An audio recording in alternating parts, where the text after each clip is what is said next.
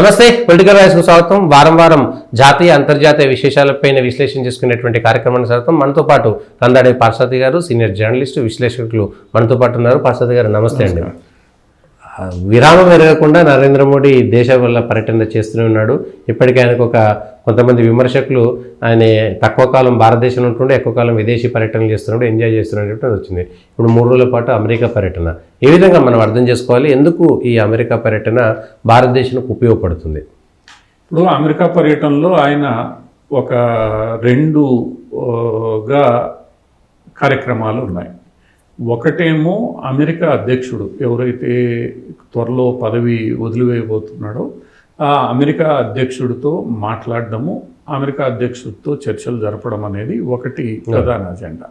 రెండవ అజెండా ఈ quad meeting ఏదైతే ఉందో ఆ క్వాడ్ మీటింగు యాక్చువల్గా భారత్ జరపాలి. భారత్ దాన్ని జరపకుండా అమెరికా అధ్యక్షుడి కోరిక మేరకు అమెరికాలో జరపడానికి నిర్ణయించుకున్నారు. దాంట్లో ఆయన అమెరికా కోరిక మేరకు సో ఇవి రెండు ఒక అంశం.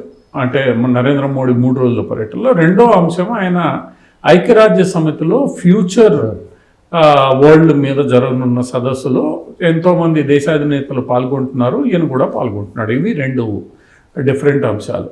ఈ మొదటి 2 సమావేశాలు డెల్వరేలో ఎక్కడైతే బీడెన్ యొక్క ఇల్లు ఉందో, సొంత నివాసం ఉందో అక్కడ జరుగుతున్నాయి. రెండోది ఐక్యరాజ్య సమితికి సంబంధించి న్యూయార్క్లో జరుగుతాయి. దాంట్లోనే ఆయన ఇండియన్ కమ్యూనిటీ మీటింగ్కి కూడా న్యూయార్క్లో హాజరవుతున్నాడు. ఇవి 2 సాధారణంగా గతంలో ఫిక్స్ అయిన ఇవే. ఒక్కటే క్వాడ్ మీటింగ్ అనేది సాధారణంగా అది మనం నిర్వహించి ఉండాల్సింది. బీడెన్ రాలేని పరిస్థితుల్లో అందరూ ఇప్పుడు న్యూయార్క్ వస్తున్నారు కాబట్టి న్యూయార్క్లో పెట్టాలనుకునేది. అమెరికా అధ్యక్షుడు ఈ సంవత్సరం మేం చేస్తాము, నెక్స్ట్ ఇయర్ దీన్ని ఇండియాలో పెట్టుకోండి అని చెప్పి ఒక ఒప్పందం కుదిరిన తర్వాత క్వాడ్లో ఈ సంవత్సరం, ఎందుకంటే ఆయన కూడా పదవి వదులుతున్నాడు కాబట్టి చివరి సమావేశంగా గౌరవ సూచకంగా అక్కడ చేయాలని నిర్ణయించుకున్నారు. నెక్స్ట్ ఇయర్ 2025లో భారతదేశంలో క్వాడ్ సమావేశం జరుగుతుంది. ఈ బీడెన్తో కలవడం అనేది ఎప్పుడైతే ఐక్యరాజ్య సమితికి భారత ప్రధాని వెళ్తాడో వెళ్ళినప్పుడు అమెరికా అధ్యక్షుడిని కూడా కలవడం అనేది సాంప్రదాయంగా వస్తోంది. అవి 2 ఒకదాంతో ఒకటి ముడిపడి నడుస్తూ ఉన్నాయి. కాకపోతే ఈసారి బీడెన్ని కలవడం అనేది ఒక ప్రాధాన్యత ఏమిటంటే, ప్రైమ్ మినిస్టరు మన నరేంద్ర మోడీ రష్యా పర్యటనకు వెళ్ళొచ్చాడు. రష్యా పర్యటన నుంచి వచ్చిన తర్వాత యుక్రెయిన్ పర్యటనకు వెళ్ళొచ్చాడు. రష్యా యుక్రెయిన్ల మధ్యలో మధ్యవర్తిత్వం చేయడానికి భారతదేశం సిద్ధంగా ఉందన్న సంకేతాలు, దాని మీద పనిచేస్తోందన్న వార్తలు ఇవన్నీ వచ్చిన నేపథ్యంలో యుక్రెయిన్ పర్యటన నుంచి వెనక్కి వచ్చిన తర్వాత అమెరికా అధ్యక్షుడికి కూడా ఆయన టెలిఫోన్ కాల్లో బ్రీఫ్ చేశాడు ఈ 2 చోట్ల ఏం జరిగింది అని. సో దానికి కొనసాగింపుగా అమెరికా అధ్యక్షుడిని కలవడం అనేది, అమెరికా అధ్యక్షుడికి జరిగిన విషయాలు చెప్పడం అనేది, ఆయన అభిప్రాయం తీసుకోవడం అనేది ఒకటి. ఎందుకంటే ఈ మధ్యవర్తిత్వంలో భారత్ ముందడుగు వేయాలి అంటే అమెరికా అభిప్రాయం తెలుసుకోకుండా ముందడుగు వేసే పరిస్థితి లేదు. అందువల్ల అమెరికా అభిప్రాయం ఖచ్చితంగా తెలుసుకోవాలి. దీనికోసమే అమెరికా అధ్యక్షుడితో జరిగిన ద్వైపాక్షిక సమావేశంలో భారతదేశం తరఫున జయశంకర్, విదేశాంగ శాఖ కార్యదర్శి మిశ్రీ వీళ్ళిద్దరూ ఉంటే, అటువైపు వాళ్ళ నేషనల్ సెక్యూరిటీ అడ్వైజర్ సులైమాను, తర్వాత విదేశాంగ శాఖ మంత్రి, అమెరికా విదేశాంగ శాఖ మంత్రి ఇద్దరు వాళ్ళతో ఉన్నారు. దీని మీద ప్రధానంగా ఇక్కడ అజెండా యుక్రెయిన్ విషయానికి సంబంధించి ఏం చేస్తే బాగుంటుంది, అభిప్రాయాలు ఏమిటి అన్నది ఒకటి. దీంతో పాటు కొన్ని మిగిలిన అంశాలు, ఇటీవల అమెరికా 2-3 ఏవైతే చేసిందనే వార్తలు బలంగా ఉన్నాయి. ఒకటి బంగ్లాదేశ్లో జోక్యం చేసుకోవడం, రెండవది ఖలిస్తాన్కి సంబంధించిన మొన్న అమెరికా కోర్టు గత వారం భారత ప్రభుత్వానికి విదేశాంగ శాఖకి నోటీసులు ఇచ్చింది ఆ ఖలిస్తాన్ ఉగ్రవాది పన్ను ఫిర్యాదు మేరకు. దీంట్లో అంటే ఒక రోజు ముందే వైట్ హౌస్ లో ఈ మీటింగ్ కూడా జరిగింది, ఖలిస్తానీ వాళ్ళతో మీటింగ్ జరిగింది. సో ఇవి కూడా చర్చకి, అంటే బంగ్లాదేశ్ కావచ్చు, ఇటువంటివి ఇవన్నీ కూడా అమెరికా భారత్ సంబంధాల మధ్యలో కొంత ఇరిటెంట్స్, అంటే పూర్తి స్థాయిలో నమ్మకం కలిగించడానికి దోహదపడే అంశాలు కాదు ఇవి. అందువల్ల ఏంటంటే వీటి మీద కూడా సహజంగానే కొన్ని అంశాల మీద చర్చ స్పష్టంగా జరిగి ఉంటుంది. ఎందుకంటే దాని గురించిన అంశాలు మనకి బయటికి విదేశాంగ శాఖ వెల్లడిస్తే తప్ప తెలియదు. కాకపోతే ఇటువంటి అంశాల మీద అక్కడ చర్చ జరుగుతుంది. యుక్రెయిన్ ప్రధాన మాధ్యమంగా. రెండవది, ఈ మొత్తం వ్యవహారంలో ఇటీవల ఒక యునైటెడ్ నేషన్స్లో ఒక రెజల్యూషన్ పాలస్తీనా ఇజ్రాయెల్ మీద చేసిన సందర్భంలో ఇజ్రాయెల్ని తప్పుపడుతూ ఆ రెజల్యూషన్ ఉన్న వేళ దానికి భారతదేశం అబ్స్టైన్ అయింది. ఇది కూడా జరిగిన పరిణామం. ఈ పరిణామాన్ని కూడా, ఎందుకంటే అమెరికా అక్కడ కీలక పాత్ర పోషిస్తున్న వేళ ఈ పరిణామాల మీద కూడా అక్కడ చర్చ జరిగే అవకాశం ఉంది. ఇది ద్వైపాక్షికంగా, అంటే అమెరికా భారత్ల మధ్య జరిగిన చర్చల యొక్క అంటే ఏం జరిగి ఉండొచ్చు ఏంటి అనేది. రెండవది అతి ముఖ్యమైనది క్వాడ్. ఈ క్వాడ్ సమావేశం ఎందుకు మనకి ముఖ్యమైనది అని అంటే, ఈ మధ్యకాలంలో అమెరికాకి దూరంగా భారత్ జరిగింది, రష్యాని దగ్గరికి తీసుకుంది, పాశ్చాత్య దేశాలకి భారత్ కొంత దూరమైంది అన్న ఆరోపణలు ఇవన్నీ వస్తున్న వేళ ఈ క్వాడ్ సమావేశం జరగడం అనేది చాలా ముఖ్యం. ఎందుకంటే క్వాడ్ సమావేశంలో అమెరికాతో పాటు ఆస్ట్రేలియా, జపాన్, భారత్ ఈ 4 దేశాలు ఉన్నాయి. చైనాకు ఒక రకమైన సంకేతం ఇవ్వడం అనేది ఈ క్వాడ్ సమావేశాల నిర్వహణ. దాని తర్వాత వచ్చిన స్టేట్మెంట్ కూడా free and fair Indo Pacific ఏదైతే నిర్వహించాలని వీళ్ళు అనుకుంటున్నారో దానికి మేము కట్టుబడి ఉంటామన్నారు. అది కూడా ఒక మంచి కీలక పరిణామం. ఈ మధ్యకాలంలో పాశ్చాత్య దేశాలకు సంబంధించిన కొన్ని అంశాలలో భారత్ దూరంగా ఉందన్న ఒక అభిప్రాయం ఈ 2 సమావేశాలతో పోయింది. అది పోగొట్టాల్సిన అవసరం కూడా భారతదేశానికి ఉంది. ఎందుకంటే భారతదేశం న్యూట్రల్గా తన స్టాండ్ మెయింటైన్ చేస్తుంది, తన ప్రయోజనాలు ముఖ్యం అనుకున్నప్పుడు. సో ఈ 2 సమావేశాల ద్వారా అటువంటిది ఏమీ లేదు, అంతా సరిగ్గా ఉందనే అభిప్రాయాన్ని ప్రపంచ దేశాలకు భారత్ చెప్పింది. నేను ఎలా అయితే ప్యూటిన్తో లేదా జెలెన్స్కీతో డీల్ చేయగలుగుతున్నానో అలానే నేను ఇటు డీల్ చేస్తున్నాను. అదే సందర్భంలో గత కొద్ది కాలంగా జయశంకర్ గారు చైనా విషయంలో గట్టిగా మాట్లాడారు, చైనా వెనక్కి తగ్గాల్సిందే అని. సో చైనా కూడా ఒక గట్టి సంకేతమే. ఎందుకంటే చైనా రష్యాతో మంచిగా ఉండడం, అమెరికాతో మంచిగా ఉండడం చైనా గెట్టదు. ఎందుకంటే చైనా రష్యాని ప్రభావితం చేయాలని చూస్తుంది, కానీ అక్కడ ప్యూటిన్ కూడా చైనా ప్రభావానికి లోను కావాలి.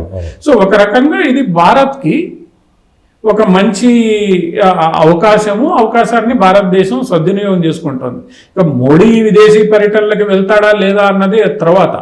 మీరు ప్రపంచంలో ఒకానొక మంచి స్థానానికి చేరుతున్న వేళ విదేశీ పర్యటనలు తప్పవు. మీ ప్రభావాన్ని మీరు చూపించాలి అని అనుకుంటే, అట్లని భారతదేశంలో పరిపాలన కుంటుపడిపోతుంది అన్నది తప్పుడు అభిప్రాయం. నరేంద్ర మోడీ విదేశీ పర్యటనలు most effectively planned tours. Narendra Modi ప్రయాణం అంతా రాత్రి వేళల్లో సాగుతుంది, డే వేస్ట్ కాదు. ఆయన 3 రోజుల్లో ఇన్ని పనులు ముగించుకొని మళ్ళా అదే రాత్రి ఎక్కి ఉదయం ఇక్కడ దిగుతాడు. అందువల్ల ఏంటంటే ఆ వేస్ట్ చేస్తున్నాడు అనేది ఒక జయశంకర్ విదేశాంగ శాఖ కార్యదర్శి పలు సందర్భాల్లో చెప్పాడు. మమ్మల్ని బుల్లెట్ ట్రైన్ ఎక్కించి పరిగెత్తినట్లే ఉంటుంది ఆయనతో పర్యటనలో వెళ్ళడం అంటే. ఉదయం 1, మధ్యాహ్నం, అంటే ఒక రోజులో 7-8 సమావేశాలు ఒక ప్రధానమంత్రి పాల్గొంటున్నా అంటే దానికి ఎంత గ్రౌండ్ వర్క్ చేయాల్సి వస్తుంది.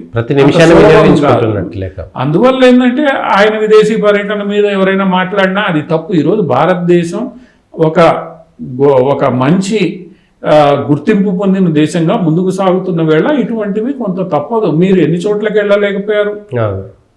ఇప్పుడు మొన్న బ్రూనైకి వెళ్ళాడు, అంతకుముందు యుక్రెయిన్కి వెళ్ళాడు, అది కూడా 40 సంవత్సరాల తర్వాత జరిగిన పర్యటన. ఇది 40 సంవత్సరాలు జరిగిన పర్యటన. అదే సందర్భంలో 42 సంవత్సరాల తర్వాత ఆయన దోడా జిల్లాకి జమ్మూ కాశ్మీర్లో వెళ్ళాడు. అంటే మీరు ఏవైతే ఇగ్నోర్ చేశారో అవన్నీ ప్రధానమంత్రి కవర్ చేసుకుంటూ వస్తున్నాడు. భారతదేశానికి అవన్నీ అవసరం కాబట్టి అది తప్పుడు ఆలోచన. ఏదైతే క్వాడు ఈ అమెరికా అధ్యక్షుడితో జరిగిన బైలాటరల్ టాక్స్ ఏవైతున్నా అవి అవసరం. ఏదైతే పాశ్చాత్య దేశాలతో కూడా మాకు ఇది ఉంది అని అనడం, చైనాకు తప్ప మిగతా అందరితో మాకు సఖ్యత ఉందన్న సంకేతం ఇవ్వడం కూడా చాలా అవసరం. అది ఒక రకంగా నరేంద్ర మోడీ విజయవంతంగా దాన్ని ప్రపంచానికి తెలియజేశాడనే చెప్పొచ్చు. ఎన్నికలు జరుగుతున్న వేళ వేరే వేరే అంశాలు కూడా వచ్చే అవకాశం ఉంటుంది, కానీ ఆ అవకాశాన్ని ఇవ్వకుండా జాగ్రత్తగా ఆయన ఈ పర్యటన ముగిస్తున్నాడని మనం చెప్పవచ్చు. రాహుల్ గాంధీ లాగా నోటుకొచ్చినట్టు రావడం కాదు. విజయవంతమైనటువంటి పర్యటనగానే మనం చూసుకోవచ్చు. ఇంకోటి పాలస్తీనాకి సంబంధించి, ఇజ్రాయెల్కి సంబంధించి, నిన్నటిదాకా పాలస్తీనా ఇజ్రాయెల్ రెండు దేశాల మధ్యన మాత్రమే గొడవ అనుకుంటే ఇప్పుడు లెబనాన్ కూడా అందులో మధ్యలో వచ్చేసింది. ఇజ్రాయెల్ పాలస్తీనాను వదిలేసి లెబనాన్ పైన దాడులు చేయడం ఏ విధంగా చూస్తాం? ఇప్పుడు ఈ ప్రపంచం అంతా ఒక చిన్న తప్పు చేస్తోంది. ఇది ఇజ్రాయెల్ పాలస్తీనా మధ్య పోరాటం అని. ఇజ్రాయెల్ పాలస్తీనా మధ్య పోరాటం కాదు. ఓకే, పాలస్తీనా అథారిటీ ఏదైతే ఈరోజు పాలస్తీనాని పాలిస్తోందో ఆ పాలస్తీనా అథారిటీ మీద ఎక్కడా దాడులు జరగట్లే. పాలస్తీనా ప్రశాంతంగా ఉంది. పాలస్తీనాలో ప్రధానమంత్రి ఎవరైతే ఉన్నారో ఆయన ప్రశాంతంగా ఉన్నాడు, అధ్యక్షుడు ప్రశాంతంగా ఉన్నారు. గొడవ అంతా కూడా ఇజ్రాయెల్ హమాస్ మధ్యలో. ఓకే, ఒకటి ఫస్ట్ అందరూ గుర్తుపెట్టుకోవాల్సింది, it is not a Israel Palestine war. Israel కి హమాస్ అనబడే పాలస్తీనా అథారిటీ నుంచి విడిపోయి మేము స్వతంత్రంగా ఉంటామని ప్రకటించుకుంటున్న హమాస్ అనబడే సంస్థతో ఇక్కడ యుద్ధం జరుగుతోంది. ఉగ్రవాద సంస్థ, ఉగ్రవాద సంస్థ హమాస్ అనబడే సంస్థ. సో పూర్తి పాలస్తీనాతో ఇజ్రాయెల్ యుద్ధం చేయట్లేదు. కేవలం గాజా స్ట్రిప్ లో ఎక్కడైతే హమాస్ అనే ఉగ్రవాద సంస్థ మొన్న ఒక సంవత్సరం క్రితం 400 మందిని అమాయకుల్ని చంపేసిందో ఆ ఉగ్రవాద సంస్థతో యుద్ధం నడుస్తుంది. ఆ ఉగ్రవాద సంస్థ పాలస్తీనా అథారిటీ నుంచి కూడా విడిపోయింది. పాలస్తీనా అథారిటీకి వాళ్ళకి సంబంధం లేదు. ఏదైతే గతంలో PLA పాలస్తీనా లిబరేషన్ ఆర్మీ ఈరోజు పాలస్తీనాను పాలిస్తోందో వాళ్ళకి వీళ్ళకి ఏమాత్రం ఈరోజు సంబంధాలు లేవు. ఈ హమాస్ అనేది దాన్ని వ్యతిరేకించి మేము స్వతంత్రంగా ఉంటామని ప్రకటించుకునింది. అక్కడ పాలస్తీనా యొక్క పాలన లేకుండా చేసుకునింది. సో ఇది మొట్టమొదటి అంశం. రెండో అంశము, ఈ హమాస్ కానీ ఈ హిజ్బుల్లా కానీ ఇవన్నీ కూడా ఇజ్రాయెల్ ఉనికి లేకుండా చెయ్యాలన్న దీనితో పనిచేస్తున్న ఉగ్రవాద సంస్థ. హమాస్ ఒకటి, ఇవన్నీ కూడా పాలస్తీనా లిబరేషన్ కింద తయారైన కొన్ని ఉగ్రవాద సంస్థలు. అందులో PLA మొట్టమొదటిది, యాసర్ అరాఫత్ నేతృత్వంలోని PLA మొదటిది అయితే, రెండవ గ్రూపు హిజ్బుల్లా లెబనాన్లో ఉంటూ ఇజ్రాయెల్ మీద పోరాటం చేస్తుంది. మూడవ గ్రూప్ ఇప్పుడు హమాస్. సో PLA నెమ్మదిగా తన ఒక శాంతి ఒప్పందం చేసుకుంది, తన ఆధీనంలో ఉన్న భూభాగాన్ని పాలిస్తుంది. కానీ ఈ శాంతి ఒప్పందాన్ని కూడా ఈ హిజ్బుల్లా హమాస్ వ్యతిరేకించి ఈ హమాస్ అంటే గాజా స్ట్రిప్ మీద దాడి జరుగుతున్న ప్రతి సందర్భంలోనూ హిజ్బుల్లా కూడా లెబనాన్ నుంచి ఇజ్రాయెల్ సైన్యం మీద దాడి చేయడం. ఎందుకంటే ఇవి రెండు కవల పిల్లలు లాంటివి. ఆ రోజు గతంలో పాలస్తీనా వాళ్ళు చేసిన పోరాటంలో ఉద్భవించిన రెండు సంస్థలు. ఈ రెండు సంస్థలకి వెన్నుదన్నుగా ఇరాన్ ఉంది.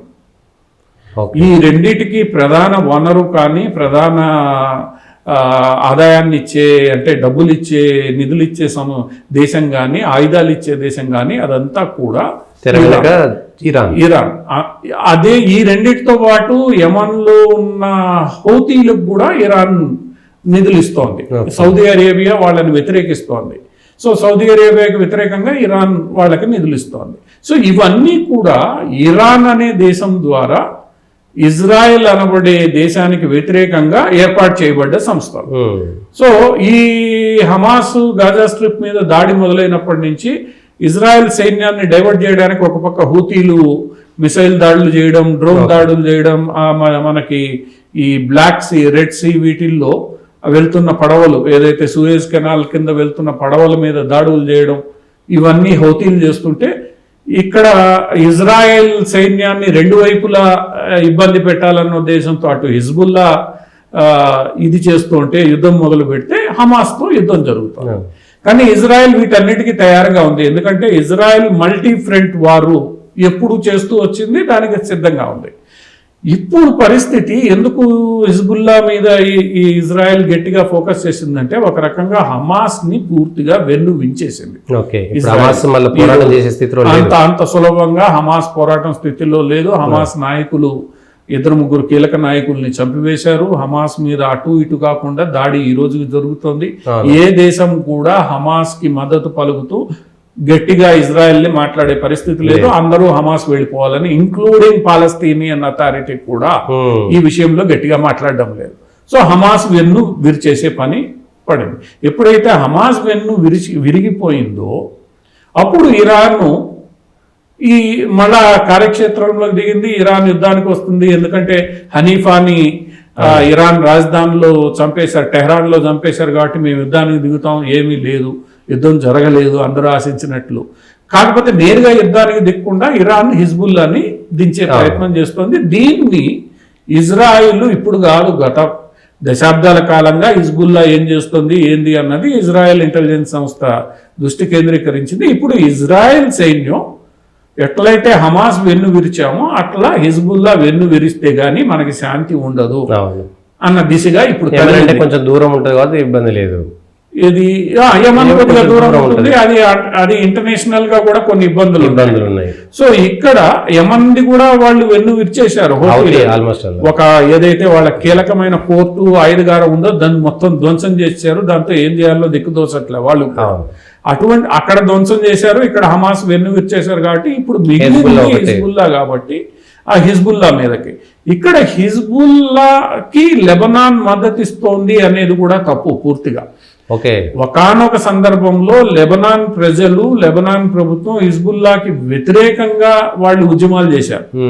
ఎందుకంటే మొదట్లో హిజ్బుల్లా పాలస్తీనా ఈ కాస్ కోసం అని హిజ్బుల్లాకి మద్దతు ఇచ్చి ఇజ్రాయెల్ మీదకు ఉసిగొల్పారు. ప్రజలు కూడా మద్దతు ఇచ్చారు, లెబనాన్ ప్రజలు. కానీ ఎప్పుడైతే ఇజ్రాయెల్ వెనక్కి తిరిగి లెబనాన్ మీద దాడులు చేయడం మొదలుపెట్టిందో ప్రజలు విసిగిపోయారు, ఎన్ని రోజులు ఈ యుద్ధం అని చెప్పి.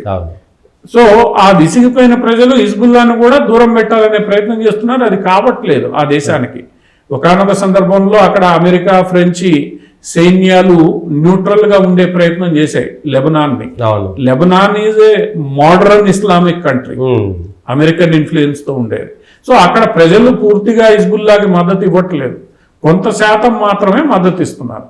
ఆ కొంత శాతం మద్దతుతోనే హిజ్బుల్లా. ఇప్పుడు హిజ్బుల్లా మీద ఇజ్రాయెల్ కాన్సన్ట్రేట్ చేయడానికి వీలు దొక్కింది, ఎందుకంటే హమాస్ పూర్తిగా ఒక రకంగా 75 to 80% న్యూట్రలైజ్ చేయగలిగారు. కాబట్టి ఇప్పుడు Israel defence forces, Israel intelligence అంతా హిజ్బుల్లా మీద పడింది. సో ఇజ్రాయెల్ ఇంటెలిజెన్స్ ఫోర్సు ఏదైతే మొసాద్ అనేది ఉందో, ఆ మొసాద్లో రకరకాల యూనిట్లు ఉంటే దాంట్లో సైబర్ వార్ఫేర్ యూనిట్ ఏదైతే వీళ్ళు 8002 అనే పేరుతో పిలుస్తారో అది చాలా శక్తిశాలి విభాగం. ఒకానొక సందర్భంలో ఇరాన్ న్యూక్లియర్ రియాక్టర్లో మాల్వేర్ చూపించి ఇరాన్ అణ్వాయుధ ప్రోగ్రామ్నే ఖతం చేసిన యూనిట్ అది, చరిత్ర అది.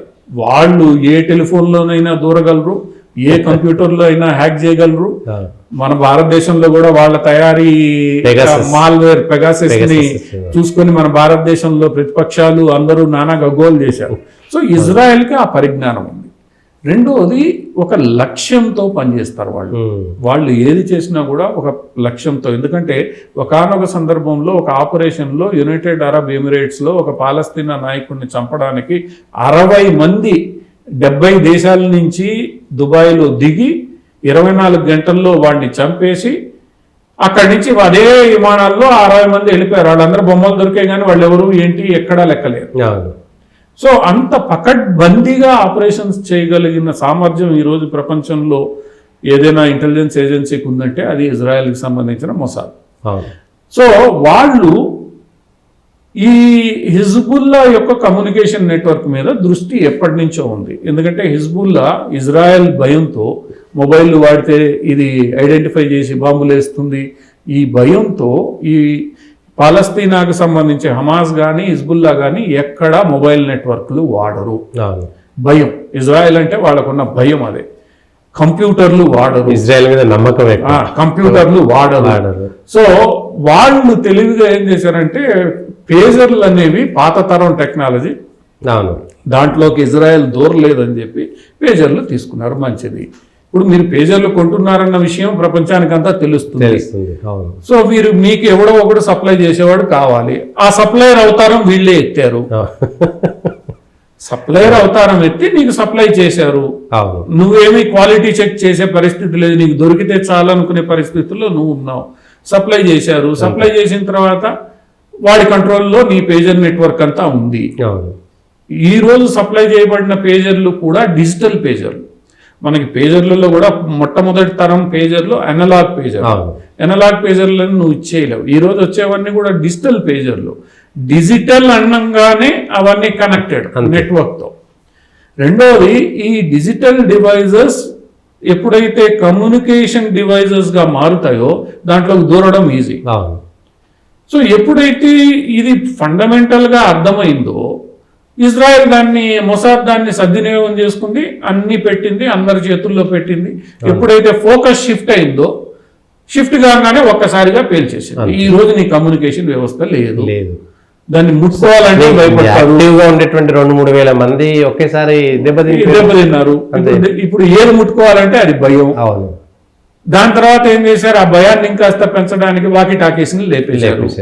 వాకీ టాకీస్ కూడా అదే పరిస్థితి. సో నువ్వు ఇప్పుడు వాకీ టాకీ వాడాలంటే భయం, పేజర్ వాడాలంటే భయం, మొబైల్ వాడలేవు, ఇంటర్నెట్ వాడలేవు. సో ఒక్కసారిగా ఏమైంది అని అంటే మొత్తం నెట్వర్క్ ఐసోలేట్ అయిపోయాయి. ఇది ఒక రకంగా ఈరోజు ప్రపంచంలో ఉన్న భద్రతా బలగాలన్నింటికీ ఒక పాఠం నేర్పింది. మన భారతదేశం చైనా టెక్నాలజీ 4Gలో వాడినప్పుడే దీని మీద పెద్ద గగ్గోలు మన రక్షణ నిపుణులు చెప్పారు. అందుకనే భారతదేశం ఏం చేసింది, 5G టెక్నాలజీకి వచ్చేసరికి భారత్ తయారీ టెక్నాలజీని వాడింది. డివైజెస్తో సహా దేన్ని చైనా డివైజెస్ వాడొద్దని చెప్పారు. మన భద్రతా బలగాలు లేదా ఇటువంటి పరిస్థితుల్లో పనిచేసే వ్యక్తులు ప్రైవేట్ ఫోన్లు కూడా చైనా ఫోన్లు వాడొద్దని చెప్పారు. ఏ ఫోన్ అయినా జాగ్రత్త చేసుకోండి అని చెప్పారు. ఎందుకంటే ఈరోజు యాపిల్ కూడా చైనాలోనే తయారవుతాయి. సో ఇటువంటి డివైజెస్ ని హ్యాక్ చేయడము లేదా వాటిల్ని కొంత అనుకూలంగా మాల్వేర్ జొప్పించడం పెద్ద కష్టమైన పని కాదు. చైనా మీద ఈరోజు భారతదేశం చేస్తున్న ఆరోపణ ఏదైతే ఉందో ఇదే ప్రమాదాన్ని భారతదేశం గత 5-6 ఏళ్లుగా గుర్తించి చర్యలు తీసుకుంటోంది. సో పేల్చకపోయినా ఇన్ఫర్మేషన్ పోకుండా ఈవెన్ బ్యాంకింగ్ సర్వర్స్ కానీ ఇంటర్నెట్ లో కానీ ఈ జాగ్రత్తలు భారతదేశం తీసుకుంటాం. ఇది నీకు అర్థం కావాల్సింది ఏంటంటే హిజ్బుల్లా కూడా తీసుకోవాలి. కానీ హిజ్బుల్లా ఎట్లా తీసుకుంది, దీనికి ఒక పెద్ద వ్యవస్థ కావాలి, హిజ్బుల్లా సంస్థకి ఇవన్నీ కావు. సో దాన్ని చక్కగా సద్వినియోగం చేసుకుంది. ఆ క్రమంలోనే ఒక మిలిటరీ కమాండర్ ఎవరైతే కీలకంగా వాడిని అక్కడ తొదముట్టించేశారు ఎయిర్ క్రాఫ్ట్ దాడిలో. సో ఇప్పుడు హిజ్బుల్లా కూడా ఒక్కసారి వెనక్కి తగ్గి ఆలోచించుకునే పరిస్థితికి ఇజ్రాయెల్ తీసుకొచ్చింది. మీరు ప్రశాంతంగా ఉంటే మేము ప్రశాంతంగా ఉంటాం, మీరు మమ్మల్ని ఏదో చేయాలని చూస్తే ఊరుకునే పరిస్థితి లేదు. ఆ భయం అనేది ఈరోజు ఇజ్రాయెల్ అటు హమాస్లోను అటు ఇది పాలస్తీనా అథారిటీ హాయిగా జెరూసలేంని సగం జెరూసలేంని ప్రశాంతంగా పాలించుకుంటే మీకు వచ్చిన ఇబ్బంది ఏంటి? ఇప్పుడు ప్రపంచవ్యాప్తంగా ఒక ఏకాభిప్రాయం ఉంది ఇజ్రాయెల్ పాలస్తీనా గొడవలో. పాలస్తీనాకి కొంత భూభాగం ఇవ్వాలి, ఇజ్రాయెల్కి భూభాగం ఉండాలి. 2 దేశాల థియరీ అనేది ఏదైతే ఉందో ఆ థియరీకి అందరూ అంగీకారం తెలిపారు. దాని మీదనే యాసర్ అరాఫత్తో అప్పుడు ఇజ్రాయెల్ ప్రధాని ఒప్పందం చేశాడు. వీళ్ళకి భూభాగాలు కేటాయించారు, గాజాలో కానీ ఇక్కడ ఇజ్రాయెల్ లోపల కానీ. ఆ ఒప్పందం ఎక్కడ ఆగిపోయింది? ఎప్పుడైతే యాసర్ అరాఫత్ ఒప్పందం చేసుకున్నాడో ఆ ఒప్పందాన్ని హమాస్ వ్యతిరేకించారు. ఒప్పందం అమలు చేయనీయలేదు. ఇప్పుడు ఒప్పందం బిట్లుగా అమలు కావాలి, పూర్తి స్థాయిలో కావాలి. సో ఎప్పుడైతే హమాస్ చేయలేదో ఒప్పందం అమలు కాలేదు. ఈరోజు అందరూ చెప్పేది ఏంటి, ఆ ఒప్పందానికి అందరూ కట్టుబడి 2 దేశాలు పక్క పక్కన ప్రశాంతంగా బతకండి, మీ భూభాగంలో మీరు, వాళ్ళ భూభాగంలో వాళ్ళు. అది ఎప్పుడైతే నువ్వు మాట వినవో ఇజ్రాయెల్కి రైట్ ఉంటుంది. ఈరోజు ఎవడూ ఒప్పుకునే పరిస్థితి లేదు. మొన్న భారతదేశం కానీ మిగతా దేశాలు కూడా చెప్పింది ఏంటంటే 2 నేషన్ థియరీ ఏదైతే ఉందో దానికి మేమందరం సమ్మతిస్తున్నాము. అమెరికా కూడా అదే చెప్పింది, 2 నేషన్ థియరీనే దీనికి చివరి పరిష్కారం. ఆ 2 నేషన్ థియరీకి అందరూ ఒప్పుకొని పరిష్కారానికి దిగనప్పుడు ఇది తప్పదు. అంతే. అది ఈ ఇజ్రాయెల్ పాలస్తీనా వ్యవహారంలో అర్థం చేసుకోవాల్సింది ఏంటంటే పూర్తి పాలస్తీనాతో ఇజ్రాయెల్ యుద్ధంలో లేదు, హమాస్తోనూ ఈ 2 నేషన్ల థియరీని వ్యతిరేకిస్తున్న ఉగ్రవాద ముఠాలతోనే ఈ రోజు యుద్ధం తప్ప పాలస్తీనా ప్రజలతో కాదు. పాలస్తీనా మెజారిటీ భూభాగంలో ఉన్న పాలస్తీనా అథారిటీ కింద ఉన్న ప్రజలతో కూడా కాదు. వాళ్ళు ఇజ్రాయెల్ ఇప్పుడు వెళ్తూ ఉన్నారు, వస్తున్నారు, పని చేసుకుంటున్నారు, ఏం ఇబ్బంది లేదు. ఇబ్బంది అంతా హమాస్తో ఉత్తరం వైపు ఇక్కడ ఇజ్రాయెల్ లెబనాన్ కూడా వ్యతిరేకం కాదు. అవును, అక్కడ ఉండే హెజ్బుల్లా తీవ్రవాదులకు హెజ్బుల్లాకి నువ్వు మద్దతు ఆపేసి నువ్వు నీ పని నువ్వు చేసుకో, ఓకే, నేను నీ దగ్గరికి రాను. సో ప్రపంచ దేశాలను కూడా ఉగ్రవాదానికి వ్యతిరేకంగా దీన్ని చూసేనా నేర్చుకోవాల్సిన పరిస్థితి. ఖచ్చితంగా ఈ రోజు పేజర్ల దాడి అనేది అన్ని భద్రతా బలగాలకు ఒక గుణపాఠం అయితే, ఈ రోజు అక్కడ జరుగుతున్నవి ఉగ్రవాదంతో ఏది సాధ్యం కాదనే విషయాన్ని అందరూ అర్థం చేసుకోవాలి. అర్థం చేసుకోవడం అన్ని ఉగ్రవాద సంస్థలు ఈరోజు కాశ్మీర్లో కూడా నెమ్మదిగా అదే మద్దతు వస్తోంది. మొన్న మొదటి ఫేజ్ ఎన్నికల్లో కొన్ని చోట్ల 80%, 70 నుంచి 80% ఓట్లు అంటే 70% ఓవరాల్ గా 80% కూడా దాటింది అని అంటే ప్రజలు ఎంత విసిగిపోయి ఉన్నారు. ఈ రోజు మాటలు చెప్పే పరిస్థితి, వినే పరిస్థితుల్లో లేరు. సోషల్ మీడియా వాస్తవాలను చూపిస్తోంది, అందరూ గ్రహిస్తున్నారు. ఎవరో కొద్ది మంది ఈ అతివాద ఆలోచనలతో ఫెనటిక్గా ఈవెన్ హైదరాబాద్లో కానీ ఇంకో చోట కానీ ఆలోచించే వాళ్ళు మాత్రమే దీన్ని ముందు పెట్టే ప్రయత్నం చేస్తున్నారు. ఎందుకంటే మొన్న హైదరాబాద్లో మిలాడి నబీ ర్యాలీ జరిగిన పద్ధతిని అమానుల్లా ఖాన్ వ్యతిరేకించాడు. మా తండ్రి దీన్ని ప్రారంభిస్తే ఈ రోజు ఈ దుస్థితికి వస్తే డీజేలు పెట్టడం ఏంది మన ర్యాలీలో?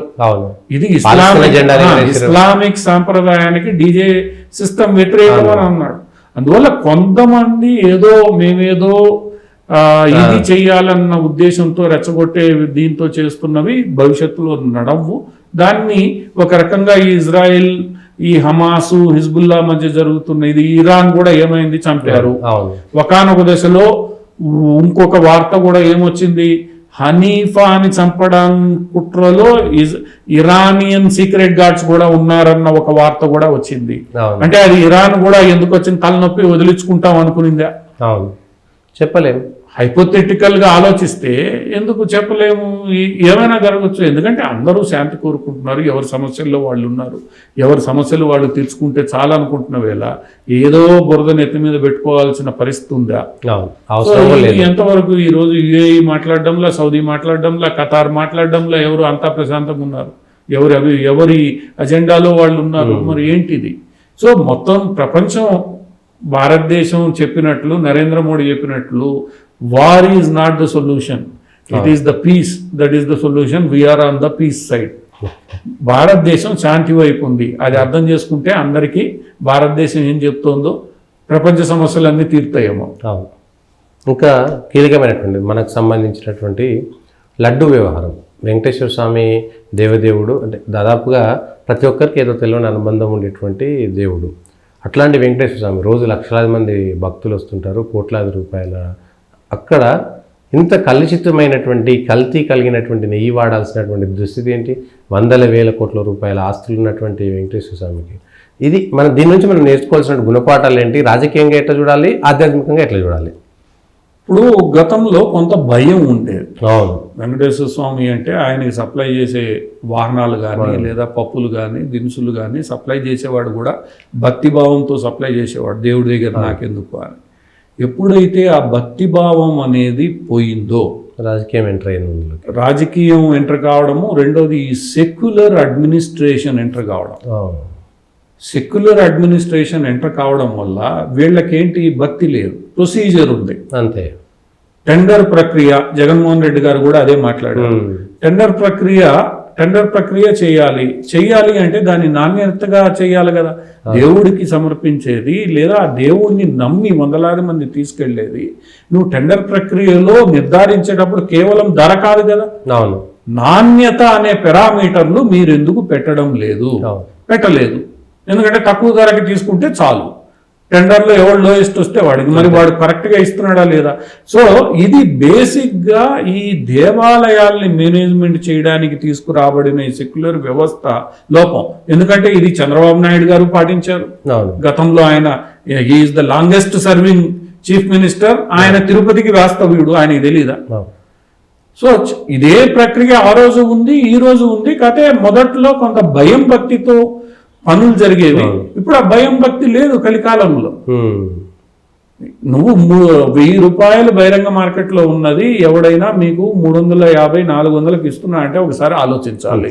ఖచ్చితంగా ఇది కామన్ సెన్సు. పోనీ నందిని వాళ్ళు 450 రూపాయలకి మేము తక్కువకి ఇస్తాము, మేము లాభం వేసుకోము దేవుడికి ఇచ్చే దాంట్లో అని అన్నారు అని అంటే అది ప్రభుత్వ సంస్థ, లాభం చూడాల్సిన పని వాళ్ళకి లేదు, లాభం చూపించాల్సిన పని కూడా లేదు. ఒకందుకు పోనీలే దేవుడి సేవకి ఏదో చేస్తున్నాడని మనం అనుకోవచ్చు. ఒక వ్యాపార సంస్థ 340 రూపాయలకి 1000 రూపాయలు అమ్మబడే నెయ్యి ఇస్తాను అని అంటే దాంట్లో ఏమీ జరగకుండా అంతా మంచి జరిగిపోతుంది, ప్రక్రియ అంతా బాగుంది అనుకుంటే ఎవరిని మోసం చేస్తున్నారు మీరు? ఇప్పుడు వ్యాపార సంస్థ వ్యాపారం చేసేటప్పుడు ఫ్రీగా చేస్తుందా? లాభం లేకుండా చేయదు. అటువంటి వ్యాపార సంస్థకి టెండర్ కట్టబెట్టే ముందు అధికారుల్లో ఉన్న అవినీతి లేకుండా ఉంటుందా? ఏదో ఒక దశలో ఈఓ తినకపోవచ్చు, జేఏఓ తినకపోవచ్చు, ఏదో ఒక దశలో ఆ ట్యాంకర్ క్లియర్ కావడానికి కింద నుంచి పైకి పోయి అన్లోడ్ కావడానికి డబ్బులు లేకుండానే నడుస్తున్నాయా? సో ఏదో ఒక దశలో అవినీతి ఆస్కారం ఇస్తున్నారు కదా. వాడు అవినీతి సొమ్ము చెల్లించి వ్యాపారంలో లాభాన్ని ఆర్జించి చేయాలంటే వాడు ఎంతకి దాన్ని కొనాలి? 300 రూపాయలకి దాన్ని తయారు చేయగలగాలి. 300 రూపాయలకి ఆవు నెయ్యి తయారవుతుందా? అయ్యే ప్రసక్తి లేదు. అంటే ఈ సెక్యులర్ ప్రభుత్వాలు, సెక్యులర్ అడ్మినిస్ట్రేషన్ ఏదైతే ఉందో వీళ్ళు ఈ సెక్యులర్ విధానాలతో దేవుడి మీద భక్తి లేకుండా ఏదో మేము మంచి చేశామని చూపించుకోవడానికి మసిమూసి మారేడికాయ చేసి చెప్తున్న ఏదైతే వ్యవహారం ఉందో ఆ వ్యవహారం ఈరోజు బహిరంగంగా రోడ్డు మీదకి వచ్చాయి. ఇన్ని రోజులు కేవలం తిరుపతి తిరుమల దేవస్థానంలోనే కాదు, ఇన్ని రోజులు భారతదేశంలోని అన్ని గుడులలో ఇదే ప్రక్రియ, సో కాల్డ్ సెక్యులర్ ప్రక్రియ సాగుతోంది. ప్రభుత్వాలకి తెలీదా అండి? ప్రభుత్వంలో కూర్చున్న ముఖ్యమంత్రికి తెలీదా? ఆయనకి 340 రూపాయలకి ఎక్కడి నుంచి ఆయన ఇంట్లో నెయ్యి కొంటే ఎంత కొంటాడు ఆయన? మరి అక్కడ 1000 రూపాయలకు కొన్నోడికి ఇక్కడ 340 ఇస్తున్నాడంటే ఏం జరుగుతుందో తెలియదా? ఎంత బల్క్ అంత తక్కువ. చంద్రబాబు నాయుడు గారు కూడా ఈరోజు ఆగ్రహంతో మాట్లాడొచ్చు, కానీ నువ్వు చేసింది ఏంటి? గతంలో మీ ప్రభుత్వ హయాంలో జరిగింది ఏంటి? ఈరోజు జగన్మోహన్ రెడ్డి మీద ఎక్కువ అనుమానాలు రావడానికి కారణం ఏంటి? ప్రాక్టీసింగ్ క్రిస్టియన్ కాబట్టి, ఆయన హిందువు కాదు కాబట్టి తిరుమల తిరుపతికి వచ్చినప్పుడు ఆ దేవాలయంలో ఏదైతే నాన్ హిందూ వచ్చినప్పుడు సైన్ చేయాల్సిన డిక్లరేషన్ సైన్ చేయలేదు కాబట్టి ఏ రోజు సతీ సమేతంగా దేవుడి వద్దకు పట్టు వస్త్రాలు సమర్పించడానికి కూడా రాలేదు కాబట్టి, ఎందుకంటే నీ భార్య బహిరంగంగా నేను క్రిస్టియన్ అని నమ్ముతుంది కాబట్టి ఈరోజు జగన్మోహన్ రెడ్డి మీద మీరు ఎక్కువ అనుమానం సృష్టించడానికి. కానీ మొత్తం ప్రక్రియ ఏదైతే ఉందో ఆ ప్రక్రియని ప్రక్షాళన చేయకుండా ఒకళ్ళ మీద ఈరోజు ఒక రకంగా ఇది మంచిదే, జగన్మోహన్ రెడ్డికి చెడ్డ పేరైనా ఇంకోటైనా కూడా దేవాలయ వ్యవస్థలో ఈ సెక్యులర్ అడ్మినిస్ట్రేషన్ విధానం ఏదైతే చేస్తోందో అరాచకాలన్నీ ఈరోజు బయటకు వస్తున్నాయి. అవును, అది జగన్ 5 ఏళ్ల నుంచి కాదు, అంటే ఒక గత 30-40 సంవత్సరాల హిందూ సమాజం ఏం కోరుతోంది? మా దేవాలయాలు మాకు అప్పచెప్పండి. అవును, మంచిది. దేవాలయాలు అప్పచెప్పితే కొంతమంది చేతుల్లోకి దేవాలయాలు వెళ్ళిపోతాయని కదా, ఆస్తులు దుర్వినియోగం అవుతున్నాయని కదా ఎండోమెంట్స్ డిపార్ట్మెంట్.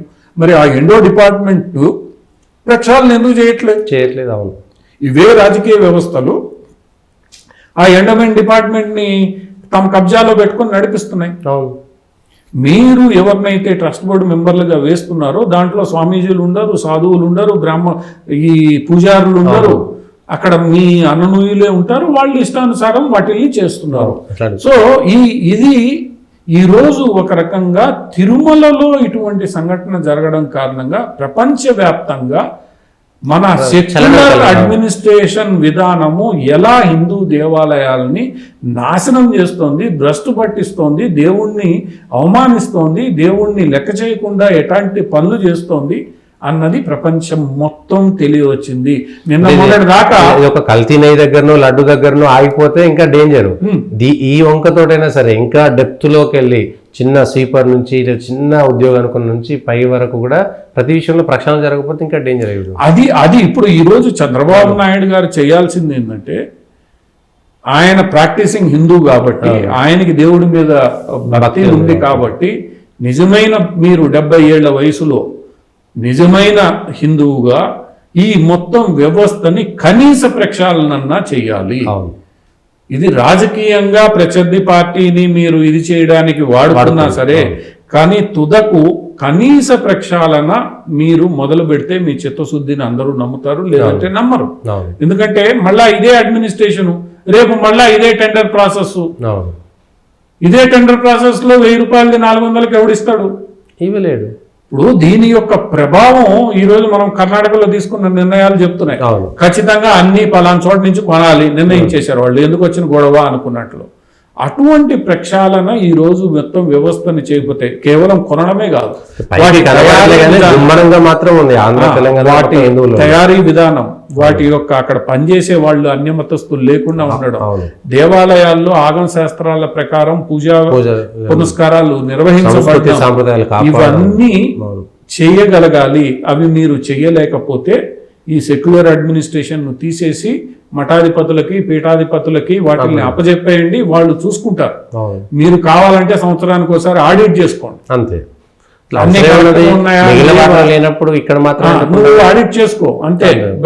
నీకేమైనా డౌట్ ఉంటే ఆడిట్ చేసుకో, అంతేగాని వాళ్ళకి అప్పచెప్పాలి. హిందూ సమాజంలో అన్ని దేవాలయాలు అన్ని సాంప్రదాయాలకి, అంటే ఆ దేవాలయాలు పాటించబడే సాంప్రదాయాలకి మఠాలు మఠాధిపతులు ఉన్నారు, ఆ సాంప్రదాయానికి వాళ్ళు అధినాయకులు, వాళ్ళ చేతికి అప్పచెప్పారు. అవును, ఈ రోజు అహోబిలంలో నరసింహస్వామి దేవాలయం మఠం ఆధీనంలో ఉంది, రాఘవేంద్ర స్వామి ఆలయం మఠం ఆధీనంలో ఉంది. ఎక్కడైనా ఆరోపణలు ఉన్నాయా?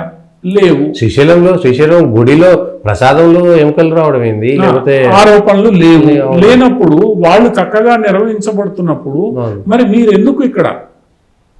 అహోబిలంలో బలవంతంగా జగన్మోహన్ రెడ్డి గారు ఈవోను పెట్టాలని చూశారు, హైకోర్టు కొట్టేసింది. అవసరం ఏముంది? మీ చేతిలో ఉన్నది మీరు సరిగ్గా. ఇప్పుడు పద్మనాభ ఆలయాన్ని కూడా సుప్రీంకోర్టే స్వయంగా రాజకుటుంబానికి అప్పచెప్పింది, ప్రభుత్వ జోక్యం ఉండకూడదని. అంతే. సో ఒకదాని తర్వాత ఇటువంటి గొడవలు నడుస్తున్నప్పుడు మీకు చేతనైతే దీన్ని పూర్తి ప్రక్షాళన చేయండి, మఠాధిపతులను కూర్చోబెట్టండి, మీకు అప్పచెప్తున్నాం, మీకేం సహాయం కావాలన్నా మీరేం సహాయం చేయబడలేదు.